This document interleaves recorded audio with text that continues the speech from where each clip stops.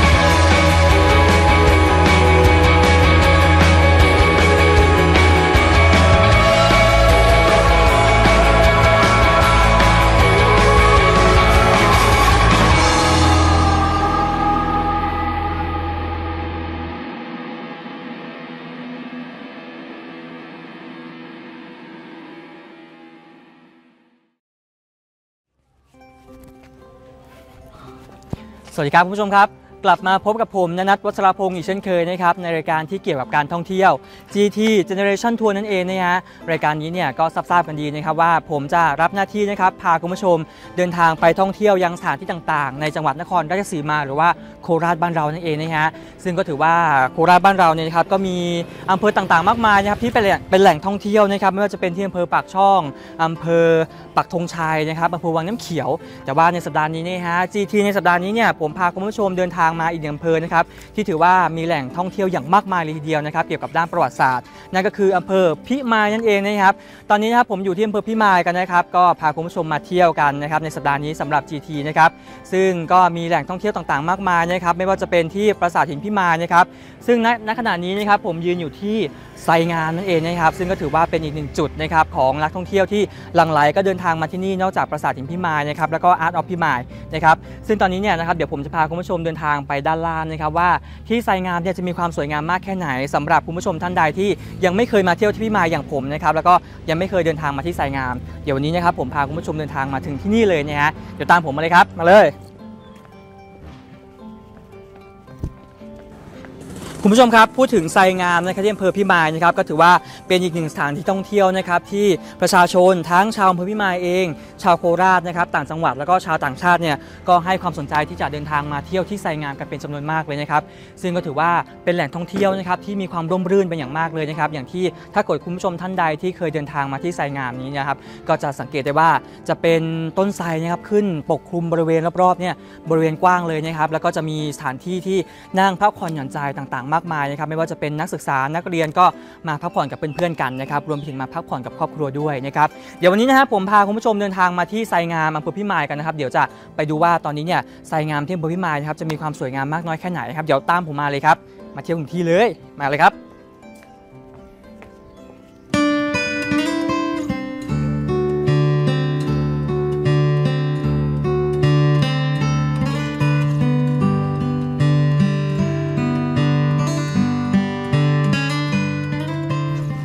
เอาละครับผมเดินเข้ามาด้านในก็ถือว่าที่นี่นะครับเป็นอีกแหล่งหนึ่งท่องเที่ยวนะครับที่ร่มรื่นแล้วก็สงบเป็นอย่างมากเลยนะครับก็เหมาะกับการมาพักผ่อนกับครอบครัวหรือว่าเพื่อนฝูงนะครับแต่ว่าสำหรับประชาชนทุกท่านนะครับแล้วก็นักท่องเที่ยวทุกท่านที่เดินทางมาที่ไซงามอำเภอพิมายแห่งนี้นะครับสำหรับชาวอำเภอพิมายเองก็คงจะทราบกันดีแล้วนะครับว่าจะต้องปฏิบัติแล้วก็ทำตัวเช่นไรนะครับแต่ว่าสำหรับคนที่เคยมาครั้งแรกอย่างผมนะครับแล้วก็ประชาชนที่ยังไม่เคยมาเที่ยวก็คงจะยังไม่ทราบกฎของที่นี่ว่าต้องทำอย่างไรนะครับคนที่มาเที่ยวที่นี่นะครับก็จะต้องมา แวะกราบไหว้ศาลเจ้าแม่ไซงามนะครับซึ่งก็ถือว่าเป็นศาลที่มีความศักดิ์สิทธิ์เป็นอย่างมากนะครับก็มีการจุดธูปนะครับไหว้บนบานศาลกล่าวต่างๆรวมไปถึงเสี่ยงเซียมซีทำนายโชคชะตาก็มีนะครับเอาล่ะวันนี้นะครับถ้าเกิดว่าคุณผู้ชมเนี่ยเดินทางมากับผมในครั้งนี้กับเจนทัวร์นะครับตอนนี้เนี่ยผมจะพาคุณผู้ชมนะครับเดินทางไปกราบศาลเจ้าแม่ไซงามนะครับเพื่อความเป็นสิริมงคลของผมครอบครัวแล้วก็ทีมงานของผมด้วยงั้นเดี๋ยวตามมาเลยครับ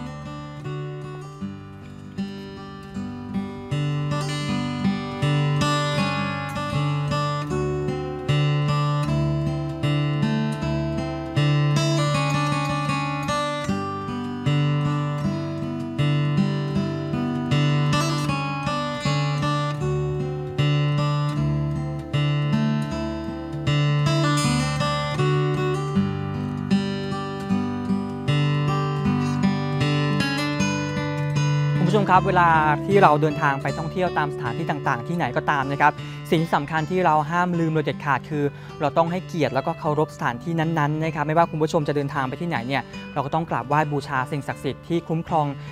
ที่แห่งนั้นด้วยนะครับซึ่งตอนนี้เนี่ยผมก็มีดอกไม้นะครับที่จะเตรียมมาไหว้ศาลเจ้าแม่ไซงามนะครับซึ่งก็ถือว่าเป็นอีกหนึ่งศาลที่มีความศักดิ์สิทธิ์ของอำเภอพิมายนะครับที่ประชาชนทั้งชาวไทยและก็ชาวต่างชาติเนี่ยต่างหลั่งไหลนะครับมากราบไหว้บูชาบนบานศาลกล่าวนะครับศาลเจ้าแม่ไซงามแห่งนี้เดี๋ยวตอนนี้ผมมีดอกไม้แล้วนะครับเดี๋ยวจะเดินไปหยิบธูปนะครับเพื่อที่จะมาจุดนะครับ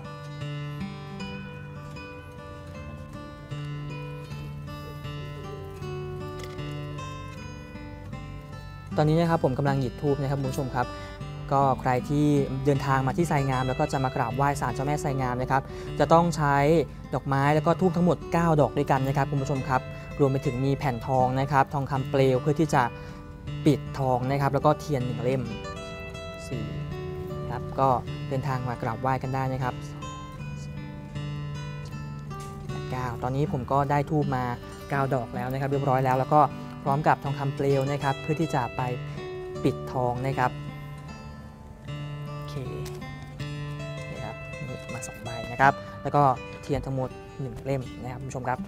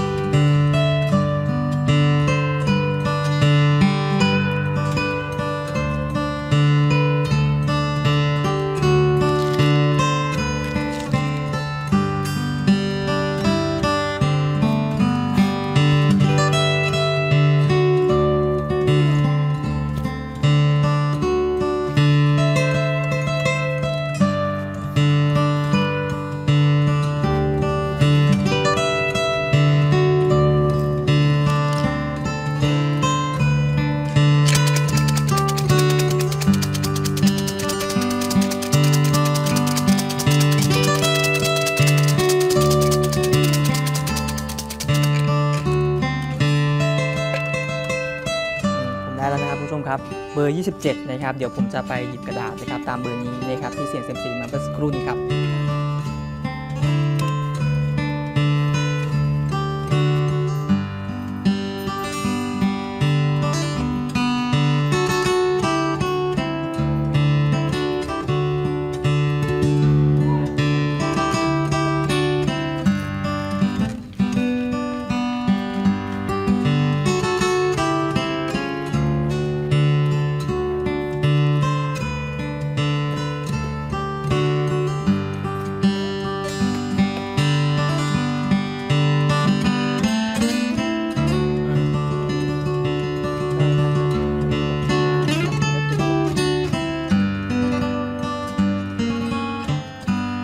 ครับคุณผู้ชมครับหลังจากที่เมื่อสักครู่นี้อย่างที่ผมเห็นไปแล้วนะครับก็คือผมเนี่ยไปกราบไหว้ศาลเจ้าแม่ไซงามเป็นที่เรียบร้อยแล้วแล้วก็เสี่ยงเซียมซีออกมาเป็นที่เรียบร้อยแล้วนะครับซึ่งก็ถือว่าได้ใบที่ดีพอสมควรเลยครับผมก็เก็บเอาไว้กับตัวนะครับแต่คุณผู้ชมท่านใดนะครับที่สงสัยนะครับถ้าเกิดว่าคุณผู้ชมเนี่ยเดินทางมาที่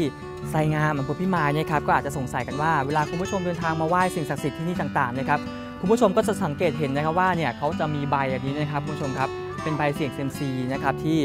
เวลาเราไปไหว้ศาลเจ้าแม่ไซงามแล้วนะครับพอเสี่ยงเสร็จปุ๊บนะครับมันก็จะมีคำทำนายในใบส่วนใครที่ได้คำทำนายที่ดีนะครับก็สามารถเก็บไว้กับตัวนะครับเก็บไปที่บ้านก็ได้เป็นสีกับตัวนะครับแต่ว่าสำหรับท่านใดนะครับที่เสี่ยงเซียมซีมาแล้วเนี่ยใบออกมาแล้วไม่ค่อยดีนะครับแล้วก็เป็นสิ่งที่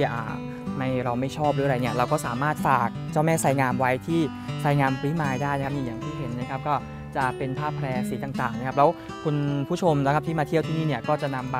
เสี่ยงเซียมซีอย่างมาฝากเอาไว้นั่นเองนะครับก่อนเดินทางกลับก็ถือว่าเป็นฝากสิ่งที่ไม่ดีให้เจ้าแม่ไซงามไว้ที่นั่นเองนะครับ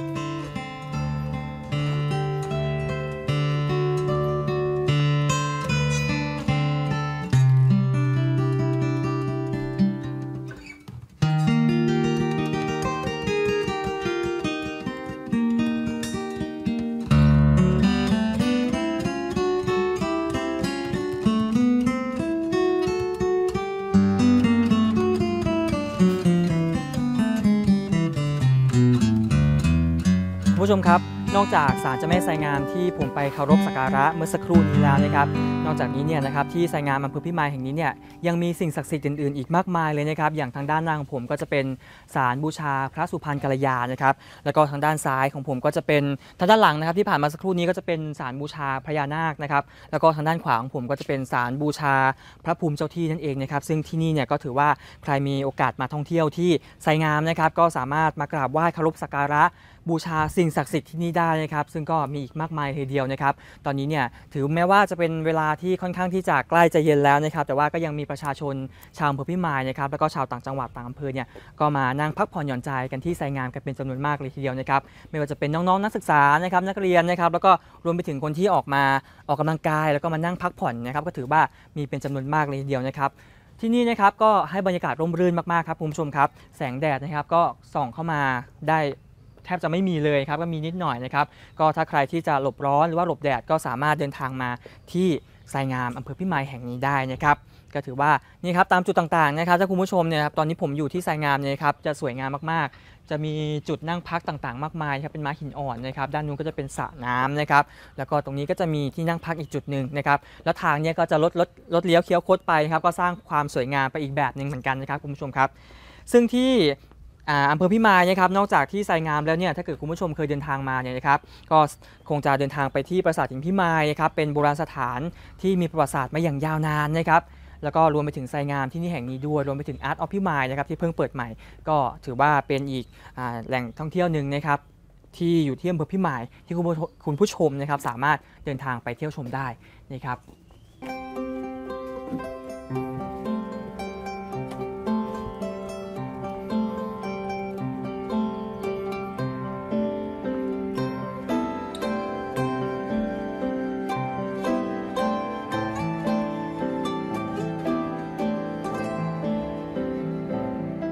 ครับคุณผู้ชมครับเมื่อสักครู่นี้นะครับผมก็พาคุณผู้ชมเดินทางไปชมความสวยงามของไซงามอำเภอพิมายกันแล้วนะครับซึ่งก็ถือว่าเป็นอีกหนึ่งแหล่งท่องเที่ยวนะครับที่ทั้งชาวต่างชาติชาวไทยแล้วก็คนโคราชอำเภอพิมายเองก็มาเที่ยวกันเป็นจำนวนมากเลยนะครับตอนนี้เนี่ยถือว่าผมมาเป็นครั้งแรกก็ถือว่าเก็บความประทับใจไปเหมือนกันนะครับคุณผู้ชมครับ เอาล่ะนอกจากนี้นะครับที่ผมพามาเที่ยวที่อำเภอพิมายแล้วนะครับช่วงนี้เนี่ยเดี๋ยวไปเบรกกันอีกสักหนึ่งช่วงดีกว่านะครับเดี๋ยวช่วงหน้าเนี่ยคุณผู้ชมอย่าลืมติดตามนะครับว่าผมจะพาคุณผู้ชมเดินทางไปเที่ยวที่ไหน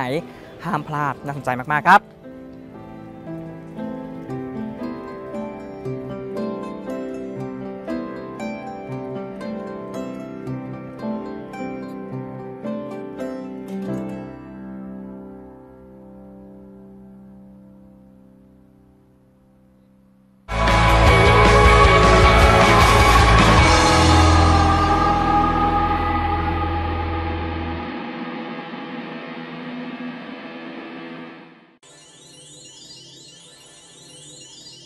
ออกไปดูตะวัน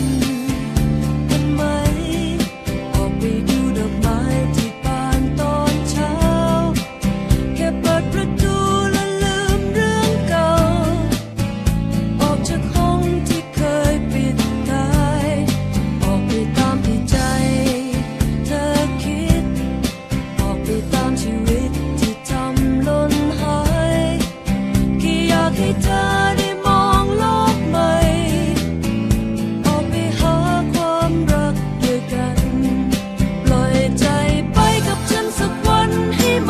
สบายสบายจะเป็นไงก็เป็นกันอย่ามัวแต่ซ้ำกับตายอย่างนี้ไม่ดีอย่าทำอย่างนั้นออกไปหาความสุขในหัวใจเพื่อจะมีอะไรหวั่นไหวเพื่อว่าใจกับใจจะถูกใจกันอย่าปล่อยเวลาให้มันนานออกไปหาความรักของเรา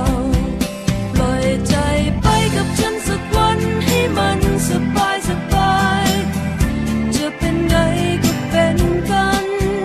มัวแต่ซ้ำกันตายอย่างนี้ไม่ดีอย่าทำอย่างนั้น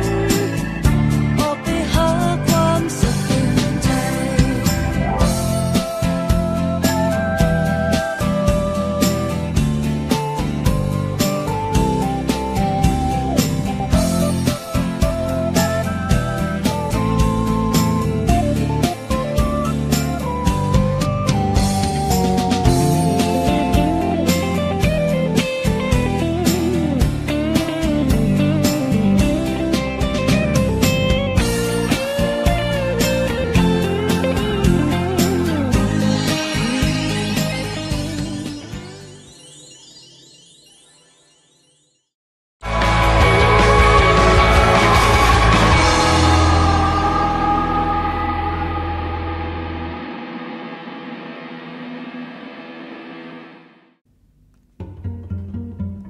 หลังจากช่วงที่แล้วนะครับผมพาคุณผู้ชมเดินทางไปที่ไซงามอำเภอพิมายกัน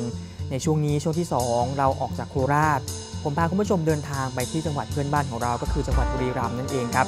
มาที่วนอุทยานภูเขาไฟกระโดงอำเภอเมืองจังหวัดบุรีรัมย์วนอุทยานเขากระโดงชื่อเดิมชาวบ้านเรียกว่าพนมกระดองเป็นภาษาเขมรแปลว่าภูเขากระดองหรือแปลว่าเต่าเพราะมีรูปลักษณ์คล้ายกระดองเต่าต่อมาจึงเรียกเพี้ยนเป็นกระโดงครับ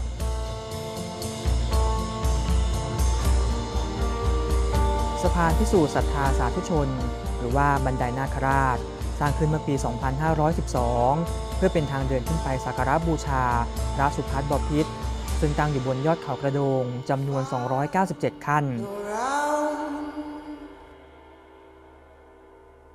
Everybody know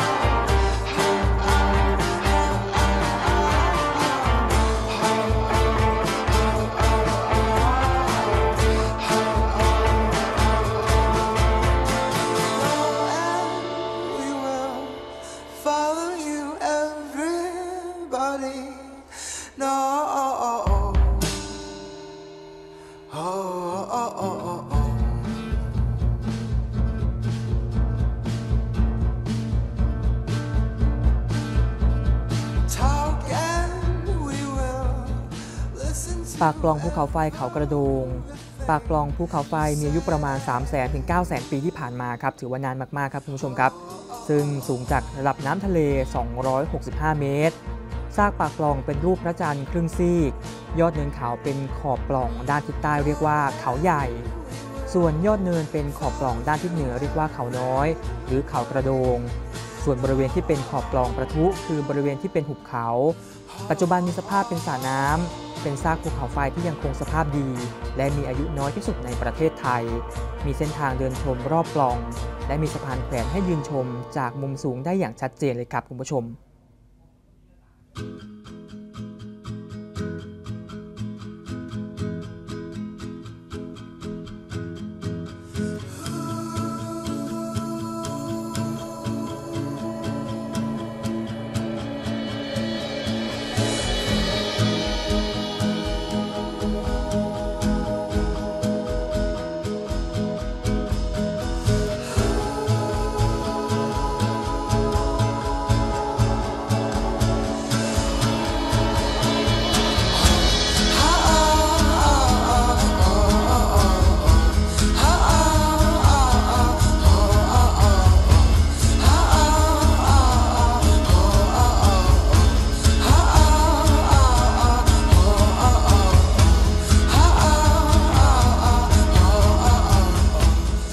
จากปากปล่องภูเขาไฟนะครับคุณผู้ชมครับตอนนี้เราขึ้นบันไดมาอีกสักนิดนึง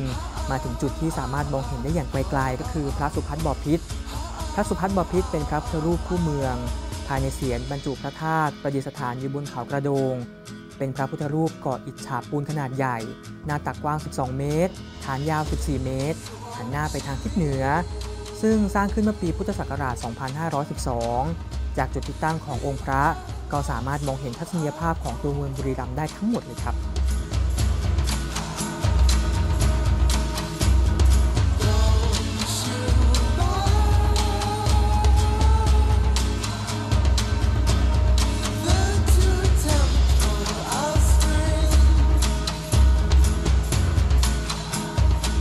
สำหรับที่ต่อมาครับคุณผู้ชมที่จะพาคุณผู้ชมมาชมกันก็คือปราสาทเขากระโดงและพระพุทธบาทจำลองซึ่งตั้งอยู่บนปากปล่องภูเขาไฟกระโดงนี่แหละเป็นศาสนสถานสร้างขึ้นก่อนสมัยสุโขทัยเดินไปทรงปรางหินทรายก่อบนฐานศิลาแรงองค์เดียวโดดๆฐานสี่เหลี่ยมขนาด 4x4 เมตรมีช่องทางเข้าทั้งหมด4ด้านด้วยกัน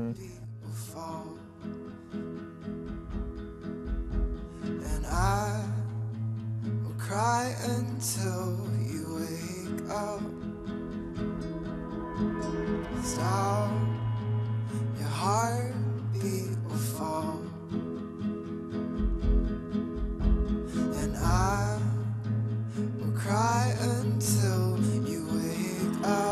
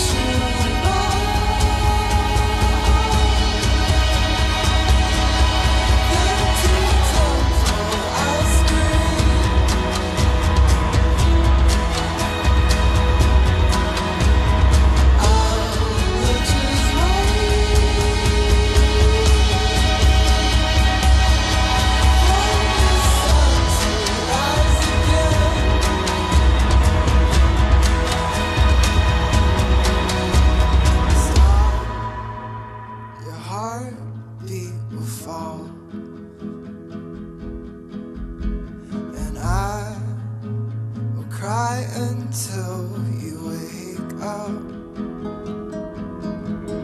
Stop.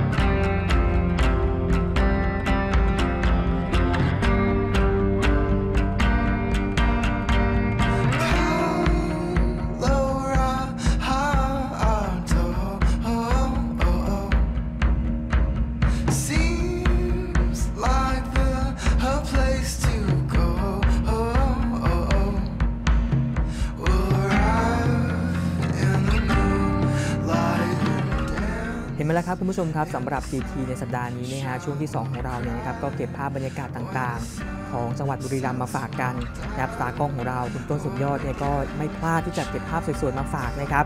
เอางี้ดีกว่านะครับเดี๋ยวเราไปชมช่วงที่3กันว่าคุณต้นสุดยอดจะเก็บภาพสวยๆอะไรมาฝากกันครับ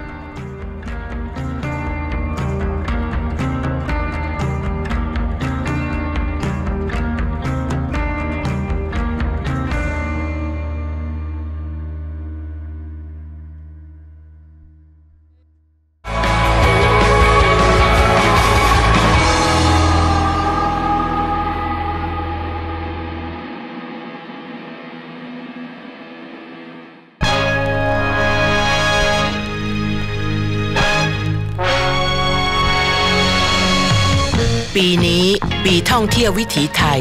เริ่มเดินทางแบบไทยกับรถบัสไทยรถไฟไทยเรือไทยรถม้าไทย3ล้อไทยเกวียนไทยหรือสกายแลบไทย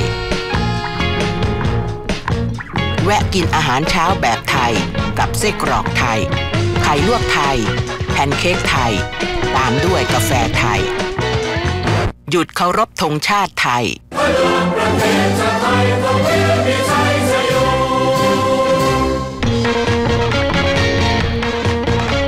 ต่อด้วยกินผัดไทยน้ำกะทิแตงไทยหรือกบทอดกระเทียมพริกไทยเล่นเวกบอร์ดไทยเล่นกับวานไทยขี่ฟอร์มูล่ามงในไทยใส่ผ้าไทยแล้วเข้าวัดไทยจีนฝรั่งพักแช่ออนเซ็นไทยแล้วนอนอ่านนิยายไทยขึ้นเหนือดูแกรนด์แคนยอนเมืองไทยไปอีสานชมฟูจิเมืองไทยลงใต้ดูกุ้ยหลินเมืองไทยหรือช้อปปิ้งที่เวนิสเมืองไทยอยู่เมืองไทยไปไหนก็เจอสวรรค์หมูสวรรค์เห็ดสวรรค์ปลาสวรรค์ชิงช้าสวรรค์น้ำตกอำเภอจังหวัดยังสวรรค์เลยประเพณีไทยมีเป็นร้อยตรุษจีนตรุษฝรั่งตรุษไทยถ้ายังไม่จุใจไม่ต้องรอตรุษใดๆก็เที่ยวได้ทั่วไทยเที่ยววิถีไทยเก๋ไก๋ไม่เหมือนใครการท่องเที่ยวแห่งประเทศไทย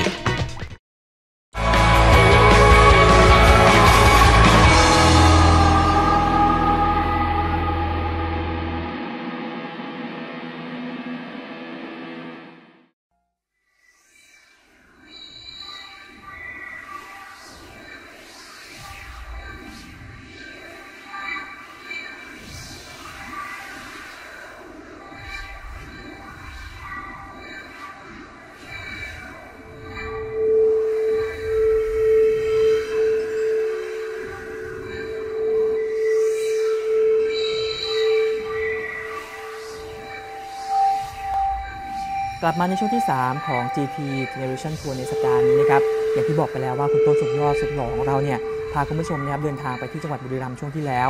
ในช่วงนี้เนี่ยก็เลยพาคุณผู้ชมนั่งเครื่องโอ้โหเรียกได้ว่าสุดยอดมากๆเลยนะฮะสมชื่อต้นสุดยอดจริงๆพาคุณผู้ชมนั่งเครื่องบินนะครับไปที่ภูเก็ตกัน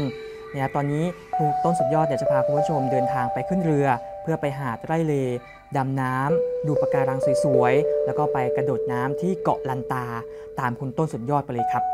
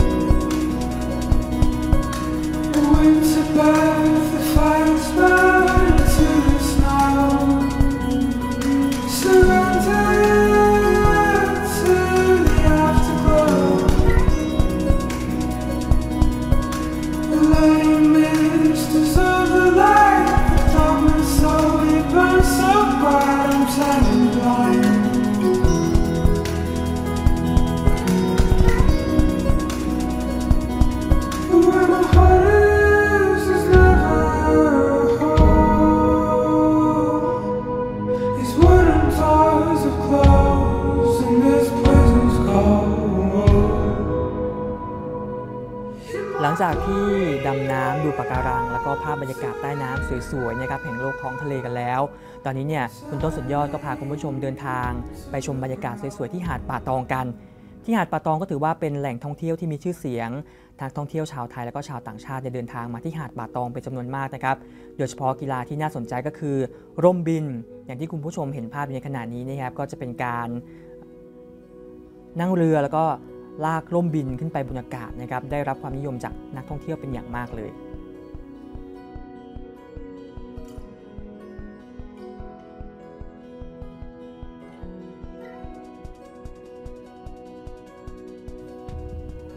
สำหรับ Generation Tour หรือว่า GT ในสัปดาห์นี้นะครับก็ถือว่าพาคุณผู้ชมเดินทางไปท่องเที่ยว3สถานที่ด้วยกัน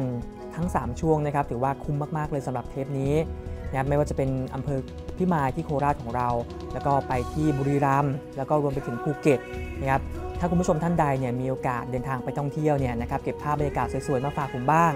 แต่สัปดาห์นี้เนี่ยผมก็เลยเก็บภาพบรรยากาศสวยๆมาฝากคุณผู้ชมกันก่อนนะครับเอาล่ะวันนี้หมดเวลาลงแล้วนะครับผมณนัท วัชรพงศ์ก็ต้องขอลาไปก่อนกลับมาติดตามสัปดาห์หน้าว่าผมจะพาไปเที่ยวที่ไหนในจังหวัดนครราชสีมาแล้วก็ในประเทศไทยของเรานะครับวันนี้ลาไปก่อนสวัสดีครับ